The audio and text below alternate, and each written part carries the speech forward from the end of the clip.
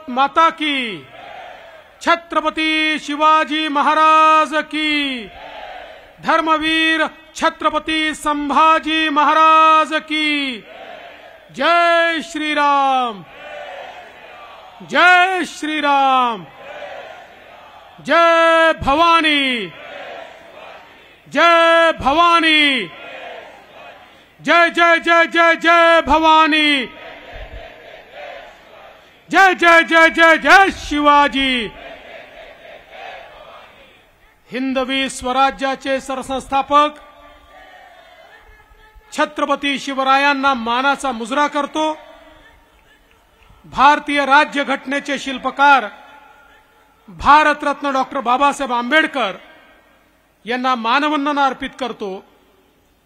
आज मंचावर उपस्थित मुंबईचे आपले अध्यक्ष आमदार आशिष शेलारजी, आमचे सहकारी मंगलप्रभात लोढाजी, राहुल नार्वेकरजी, आपले उत्तर मुंबईचे लोकप्रिय उमेदवार केंद्रीय मंत्री माननीय पीयूष गोयलजी, आपले ईशान्य मुंबईचे उमेदवार मिहिरभाई कोटेचाजी, आपले उत्तर मध्य मुंबईचे उमेदवार आणि ज्यांच्या प्रयत्नातून मुंबईवर हल्ला करणाऱ्या कसाबला फाशी झाली ते ॲडव्होकेट उज्ज्वल निकमजी, खासदार गोपाळ शेट्टीजी, मनोज कोटकजी, किरीट सोमय्याजी, प्रवीण दरेकरजी, प्रसाद लाडजी, या ठिकाणी उपस्थित मनीषाताई चौधरी, रामभाऊ कदम, योगेशजी सागर, परागभाई शाह, सुनीलजी राणे, विद्याताई ठाकूर, अमित साटमजी, भारतीताई लवेकरजी, संजय उपाध्यायजी, पराग अळवणीजी, तमिल सेल्वनजी, कालिदास कोळंबकरजी, दिलीप जगतापजी, संभाजीराजे दहातोंडेजी, राजन सिंगजी, प्रकाश मेहताजी, राज पुरोहितजी, मंचावर उपस्थित शशांक रावजी, मंचावर उपस्थित सर्व मान्यवर आणि उपस्थित सर्व भगिनी आणि बंधूंनो, मी सर्वप्रथम आपल्या सर्वांना महाराष्ट्र दिनाच्या खूप खूप शुभेच्छा देतो आणि आपला महाराष्ट्र सातत्याने विकासाकडे जात राहो आणि भारताच्या विकास गाथेमध्ये सर्वात प्रमुख राज्य म्हणून महाराष्ट्राचा विकास हो, अशा प्रकारची प्रार्थना ईश्वराच्या चरणी करतो। आज कामगार दिवस देखील आहे। लोकशाहीर अण्णाभाऊ साठे म्हणायचे, पृथ्वी ही शेष नागाच्या शिरावर नाही तर ती कामगाराच्या तळहातावर आहे। अशा प्रकारे ज्यांनी तळहातावर ही पृथ्वी झेलली त्या सर्व कामगारांना कामगार दिनाच्या अतिशय मनपूर्वक शुभेच्छा देतो। बंधू भगिनींनो, आपल्या सर्वांकरता आजचा दिवस अभिमानाचा दिवस आहे। महाराष्ट्र म्हटल्यानंतर आपल्यापैकी प्रत्येकाला एक रोमांच त्या ठिकाणी आपल्या अंगावर उभा राहतो। महाराष्ट्र एक असं राज्य आहे की ज्या राज्याने एक मोठा इतिहास घडवलेला आहे। आपल्याला कल्पना आहे की ज्या काळामध्ये संपूर्ण देश पारतंत्र्यामध्ये मुघली आणि इतर परकीय आक्रांत्यांनी गुलाम बनवला होता, त्यावेळी याच महाराष्ट्राच्या मराठी मातीतून एक हुंकार उभा राहिला आणि आई जिजाऊंच्या आशीर्वादाने छत्रपती शिवरायांनी स्वराज्याची स्थापना केली आणि पहिल्यांदा संपूर्ण देशाला सांगितलं की आम्ही पारतंत्र्यात राहणार नाही। या ठिकाणी स्वतंत्र हिंदू पदपादशाही तयार करण्याचं काम हे छत्रपती शिवरायांनी केलं। छत्रपती शिवरायांनी केवळ या ठिकाणी हिंदू पदपादशाही तयार केली नाही तर पुढच्या अनेक पिढ्यांकरता त्यांच्या रक्तामध्ये स्वातंत्र्याचं बीजारोपण केलं आणि खऱ्या अर्थानं पुढच्या काळामध्ये या देशामध्ये परकीयांच्या विरुद्ध लढण्याची प्रवृत्ती आणि वृत्ती ही छत्रपती शिवाजी महाराजांनी तयार केली। या महाराष्ट्राने एकीकडे शौर्य दिलं आणि दुसरीकडे समाजामध्ये ज्या ज्या वेळी ऱ्हास आला, ज्या ज्या वेळी चुकीच्या परंपरांनी या समाजाला ग्रसित केलं, त्या त्या काळांमध्ये आपल्या समाजामध्ये सुधारणा करणारे जे सुधारक आहेत, महात्मा ज्योतिबा फुलेंसारखे, सावित्रीबाई फुले यांच्यासारखे एक सुधारकांची मांडियाळी आपल्याला पाहायला मिळते। ती या महाराष्ट्राचं भूषण आहे आणि म्हणून हेच महाराष्ट्राचं खऱ्या अर्थानं वेगळेपण आहे। आणि स्वातंत्र्यानंतर खरं म्हणजे आपल्याला कल्पना आहे की स्वातंत्र्याच्या लढ्यामध्ये महाराष्ट्राचं जे योगदान आहे हे योगदान कोणीच नाकारू शकत नाही। खऱ्या अर्थानं क्रांतीची ज्योत पेटवण्याचं काम देखील याच मराठी भूमीमध्ये त्या ठिकाणी झालं आणि स्वातंत्र्यामध्ये एक मोठा मोलाचा वाटा देखील महाराष्ट्राने केला। स्वातंत्र्यानंतर आपल्याला कल्पना आहे भाषावार प्रांत रचना झाली आणि त्यावेळी महाराष्ट्र तयार झाला। हा महाराष्ट्र तयार होत असताना काँग्रेसने कशा कशा प्रकारचा अन्याय केला हे आपल्याला आशिषजींनी आत्ताच सांगितलं। कशा प्रकारे त्या ठिकाणी अनेक लोकांना हुतात्मा करण्यात आलं। खरं म्हणजे आज त्या सगळ्या हुतात्म्यांना सलाम करताना, त्यांना आदरांजली अर्पित करताना ही जी काही प्रवृत्ती काँग्रेसची आहे ही प्रवृत्ती देखील आज आशिषजींनी आपल्या समोर आणली। पण काँग्रेसची प्रवृत्ती तर आपल्याला माहिती आहे, पण आशिषजी किती दुःखाची गोष्ट आहे बघा। हिंदू हृदय सम्राट, शिवसेना प्रमुख वंदनीय बाळासाहेब ठाकरेंनी जाहीरपणे सांगितलं होतं की ज्या दिवशी काँग्रेस सोबत जाण्याची वेळ माझ्यावर येईल, माझं शिवसेना नावाचं दुकान हे मी बंद करून टाकील। आणि परवा त्यांच्या सुपुत्रांची प्रेस कॉन्फरन्स मी पाहत होतो, ते हसत हसत सांगत होते त्या ठिकाणी उत्तर मध्य मुंबईमधनं काँग्रेसच्या उमेदवारांना, आमच्या वर्षाताई आता मी तुझा मतदार आहे, आता तुझ्या पंजाचं बटन दाबून मी काँग्रेसला मतदान करे। काय वाटलं असेल वंदनीय बाळासाहेबांच्या आत्म्याला। खरं म्हणजे खुर्ची करता हा जो काही ऱ्हास आपल्याला पाहायला मिळतोय, खरं बाळासाहेबांचं नाव एकीकडे घ्यायचं आणि त्यांच्या विचाराशी त्या ठिकाणी पूर्णपणे प्रतारणा करायची। आज बंधू भगिनींनो लक्षात ठेवा, बाळासाहेबांच्या संपत्तीचे मालक उद्धव ठाकरे, आदित्य ठाकरे असतील, पण विचारांचे मालक एकनाथराव शिंदे आहेत, ते उद्धव ठाकरे नाही आहेत। कारण त्या विचारांना जिवंत ठेवण्याचं, ते जाज्वल्य हिंदुत्व हे जिवंत ठेवण्याचं काम, तो स्वाभिमान जिवंत ठेवण्याचं काम कोणी केलं असेल तर ते एकनाथरावजी शिंदे आणि त्यांच्या नेतृत्वातल्या शिवसेनेने या ठिकाणी केलं आहे। आज आपण पाहतो महाराष्ट्र दिनाच्या निमित्ताने या महाराष्ट्राची प्रगती आपण पाहतोय। खऱ्या अर्थानं देशामध्ये भारताचं ग्रोथ इंजिन म्हणून या महाराष्ट्राने आपली प्रगती केली। आज महाराष्ट्र देशाच्या जीडीपीच्या 15% जीडीपी महाराष्ट्रात तयार होतो।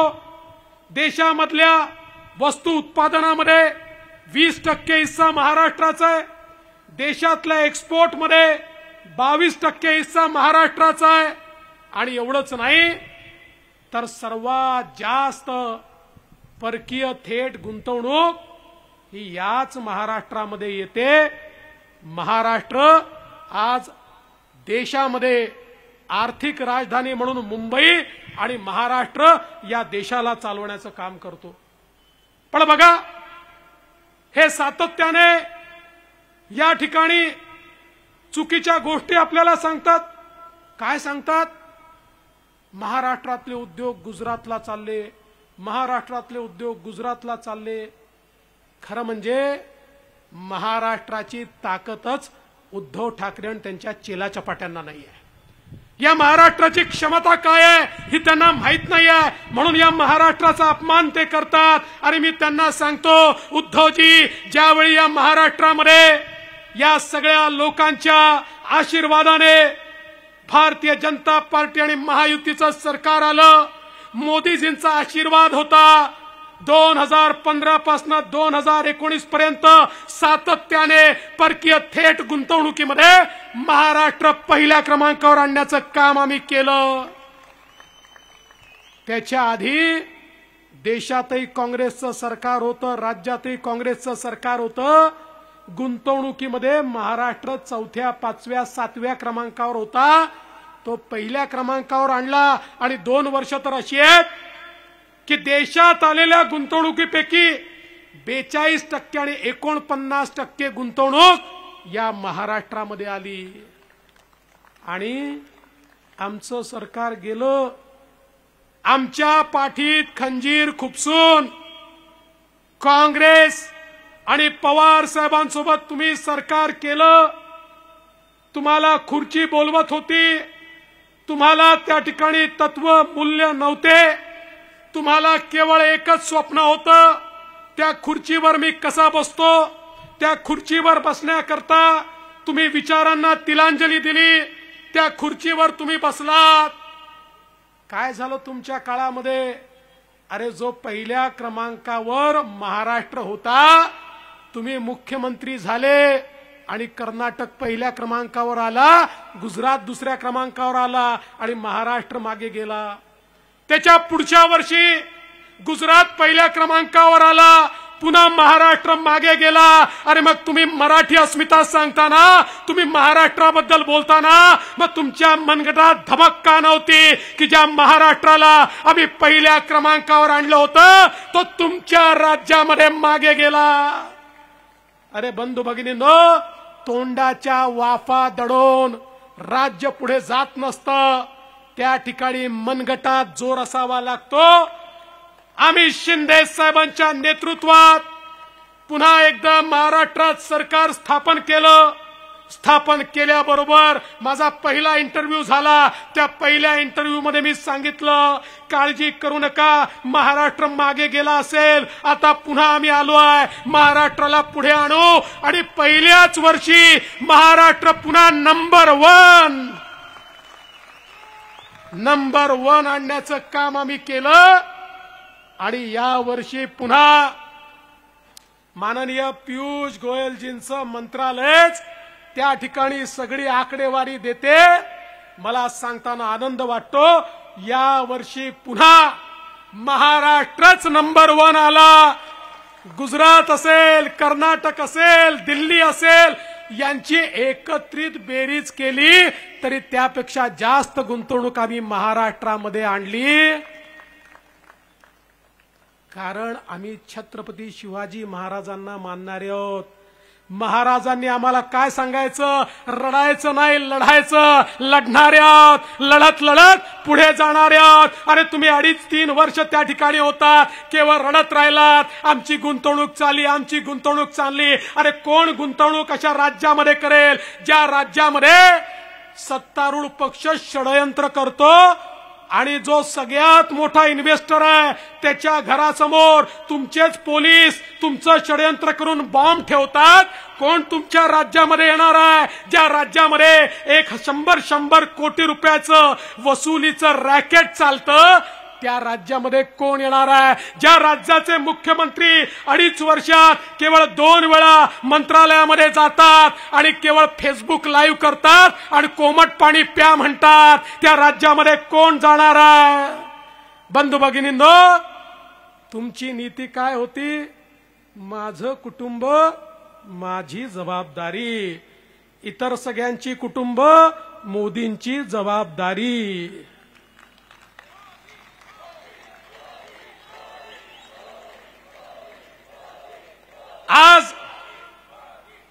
आज माझा सवाल आहे 25 25 वर्ष महानगरपालिका तुम्ही बोलाल तशी चालली, बोलाल तशी. या मुंबईवर अखंडित राज्य होतं. हो, आम्ही देखील होतो सोबत, पण राज्य तुमचं होतं, तुम्ही चालवत होतात. मग सांगा ना, 25 वर्षामध्ये या मुंबईला तुम्ही नेमकं काय दिलं ते सांगा. काय बदल केला? सर्वसामान्यांच्या जीवनामध्ये काय बदल केला? अरे, जो मराठी माणूस, जो गिरणी कामगार या दक्षिण मुंबईमध्ये राहत होता, त्याला हद्दपार करण्याचं काम हे तुमच्या सरकारमध्ये झालं. तुम्ही महानगरपालिकेतनं त्याला या ठिकाणी बसवू शकला असतात. 70 हजार कोटी रुपये बँकेच्या फिक्स्ड डिपॉझिटमध्ये टाकले, पण त्या मराठी माणसाला घर देण्याकरता तुम्हाला त्या ठिकाणी निर्णय घेता आला नाही. बंधू भगिनींनो, या मुंबईची अवस्था या ठिकाणी काय केली? अनेक लोक म्हणतात मध्यंतरीच्या काळामध्ये बंगलोर आयटी कॅपिटल झाला, हैदराबाद आयटी कॅपिटल झाला. का आयटी कॅपिटल होऊ शकले? का ते पुढे जाऊ शकले? काळजी करू नका, आपण त्याच्यावरही उपाय केला. पण सांगतो हे का झालं? कारण राज्यातलं काँग्रेसचं सरकार आणि इथली महानगरपालिका यांना केवळ त्या ठिकाणी भ्रष्टाचार करायचा होता. त्यांना या ठिकाणी केवळ तीच कामं हातामध्ये घ्यायची होती ज्याच्यामध्ये माल पाणी मिळतं. यांच्या माल पाणी मिळवण्यामध्ये मुंबईतलं इन्फ्रास्ट्रक्चर तयार होऊ शकलं नाही. परिणामी या ठिकाणी आपला आयटीचा उद्योग करणं आता परवडत नाही हे लक्षात आल्यामुळे लोक त्या ठिकाणी गेले, स्टार्टअप्स त्या ठिकाणी गेल्या. पण मला आनंद वाटतो, मोदीजीचं राज्य आलं, मोदीजींनी स्टार्टअप पॉलिसी आणली. महाराष्ट्रामध्ये आम्ही स्टार्टअप पॉलिसी आणली आणि स्टार्टअप पॉलिसी आल्यानंतर आज मला सांगताना आनंद वाटतो, आता स्टार्टअप कॅपिटल बंगलोर नाही आहे, स्टार्टअप कॅपिटल हैदराबाद नाही आहे, आता स्टार्टअप कॅपिटल हे महाराष्ट्र आहे. कारण देशातील सर्वात जास्त रजिस्टर्ड स्टार्टअप, जवळजवळ 20% देशाचे स्टार्टअप हे एकट्या महाराष्ट्रात आहेत आणि देशाचे युनिकॉर्न्स 25% एकट्या महाराष्ट्रामध्ये आहे. कारण आम्ही रडलो नाही, आम्ही लढलो. आज या मुंबईमध्ये मला या ठिकाणी सांगताना आनंद वाटतो, हा कोस्टल रोड असेल, ट्रान्स हार्बर लिंक असेल, मुंबईचे एसटीपी असतील, मुंबईचे लोकल ट्रेन असेल, मुंबईमधली मेट्रो असेल, सांगा याच्यामध्ये तुमचा काय वाटा आहे सांगा. हा जो वाटा तुम्हाला हवा होता तो कुठून कुठून तुम्ही घेतला त्याबद्दल मी बोलत नाही, मी त्या वाट्याचं बोलत नाही. तुम्हाला जो वाटा समजतो तो वाटा नाही, पण तुमचा पौरुष काय आहे, तुमचं कर्मण्यता काय आहे, काय केलंय? बंधू भगिनींनो, हा सवाल माझा आहे, याचं उत्तर हे देऊ शकत नाही. आणि मग उत्तर देता आलं नाही की यांचं ठरलंय मावळे, कावळे, कोथळा, याच्या पलीकडे जात नाही. आणि आता तर मला असं वाटतं, तुम्ही ज्याच्या सोबत राहता त्याची सवय तुम्हाला लागते. आता हे अध्यक्ष आहे का गल्लीचे नेते आहेत अशी त्यांची भाषा या ठिकाणी झाली आहे. याद रखना, ईट का जवाब पत्थर से देना जानते हैं.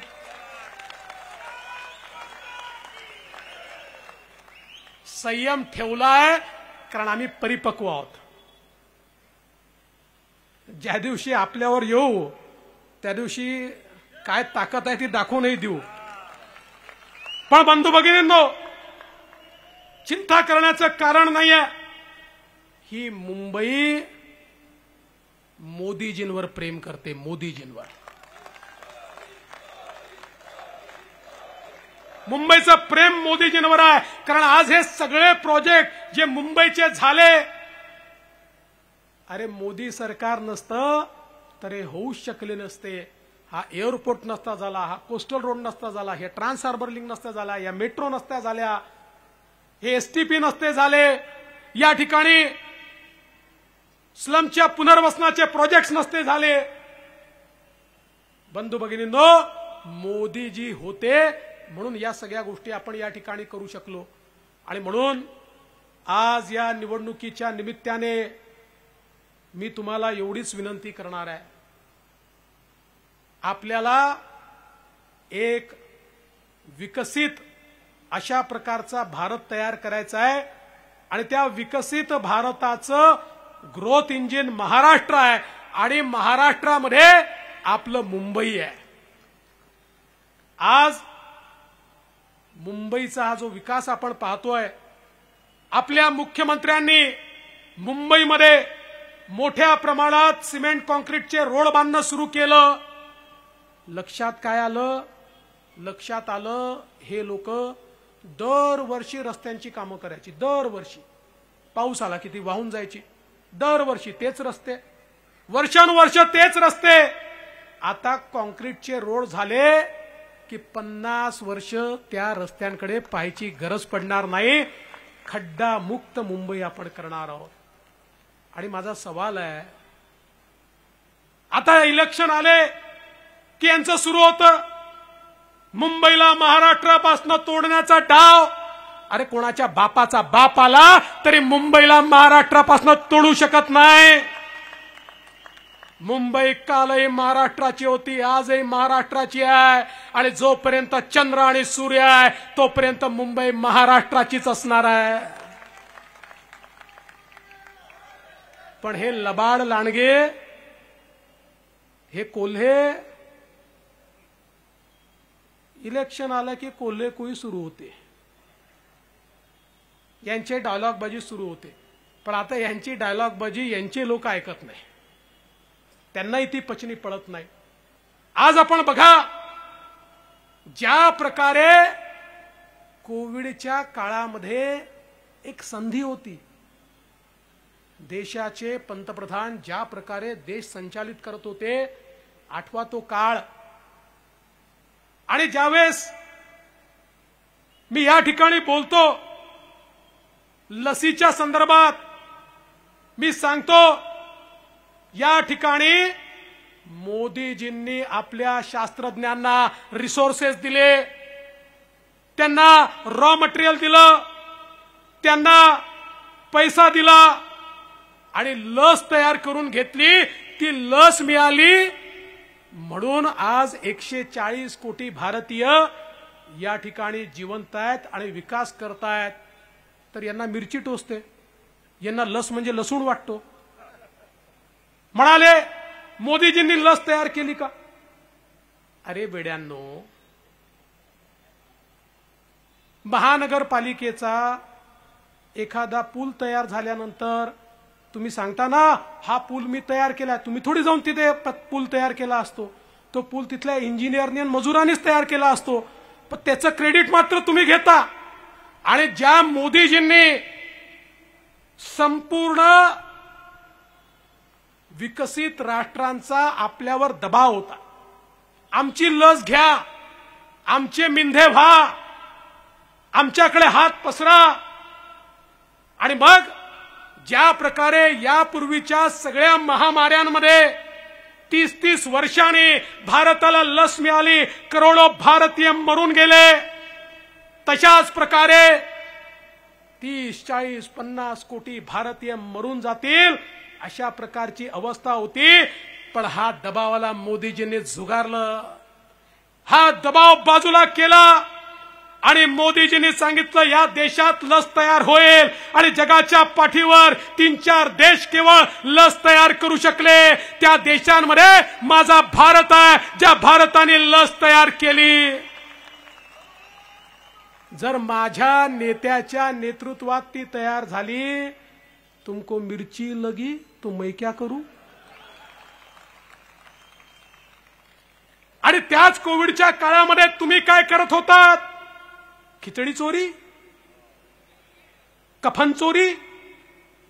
अरे प्रेताच्या टाळूवरचं लोणी खाणारे तुम्ही, त्या ठिकाणी लोक मरत असताना, लोक उपाशी असताना, एकीकडे देशाचे प्रधानमंत्री मोठ्या प्रमाणात रेशन देतायत, मदत करतायत आणि तुम्ही मुंबईमध्ये खिचडीचा घोटाळा करताय. अरे प्रेताच्या टाळूवरचं लोणी खाणारे तुम्ही, अरे बाकी जाऊ द्या, त्या बॉडी बॅगचा घोटाळा करताय. कफन चोर आहात तुम्ही, कफन चोर,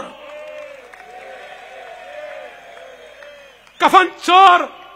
बॉडी बॅग मध्ये घोटाळा करणारे कफनचोर, या ठिकाणी तुमच्या घोटाळ्याची मालिका तर मी काढणारच आहे. अभी तो शुरुआत हुई है, आगे आगे देखिए होता है क्या. आणि म्हणून बंधू भगिनींनो, आज या देशाला कणखर नेतृत्व हवं आहे. महाराष्ट्राला फार मोठी संधी आहे. जगाच्या पाठीवर कोविड नंतर मोठ्या प्रमाणात जो 30 वर्षापासून जगाची फॅक्टरी म्हणून काम करणारा चीन होता, आता त्या चीनबद्दल लोकांना निराशा यायला लागली आहे. आणि मोठ्या प्रमाणात हे मॅन्युफॅक्चरिंगचं सेक्टर आता तिथनं बाहेर पडत आहे.